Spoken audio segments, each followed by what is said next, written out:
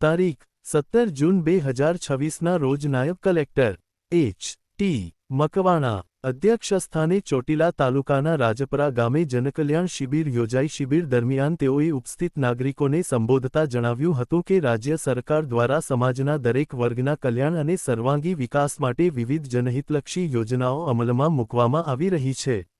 આ યોજનાઓનો લાભ અંતિમ વ્યક્તિ સુધી પહોંચે અને કોઈપણ પાત્ર લાભાર્થી સરકારી સહાયથી વંચિત ન રહે તે સરકારની પ્રાથમિકતા છે.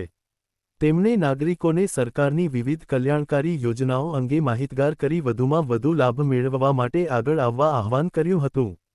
તેમણે ઉપસ્થિત અધિકારીઓને પણ સૂચના આપી હતી કે નાગરિકોની અરજીઓનો સમયબદ્ધ અને સંવેદનશીલતાપૂર્વક નિકાલ કરવામાં આવે તેમજ લોકોને સરકારી કચેરીઓના ધક્કા ન ખાવા પડે તે માટે સ્થળ પર જ શક્ય તેટલી સેવાઓ અને માર્ગદર્શન ઉપલબ્ધ કરાવવામાં આવે.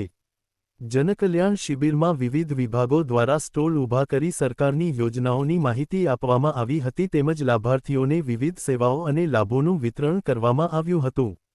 આ શિબિરમાં તાલુકા પંચાયત પ્રમુખ નાથાભાઈ સંઘાણી, મામલતદાર શ્રી ચોટીલા ઉપેન્દ્રસિંહ વાઘેલા, ઓશ્રી ચોટીલા, મોટી સંખ્યામાં ગ્રામજનો, આગેવાનો, સરપંચ શ્રી, ગ્રામ પંચાયતના પ્રતિનિધિઓ તેમજ વિવિધ વિભાગોના અધિકારીઓ અને કર્મચારીઓ વિગેરે ઉપસ્થિત રહ્યા હતા.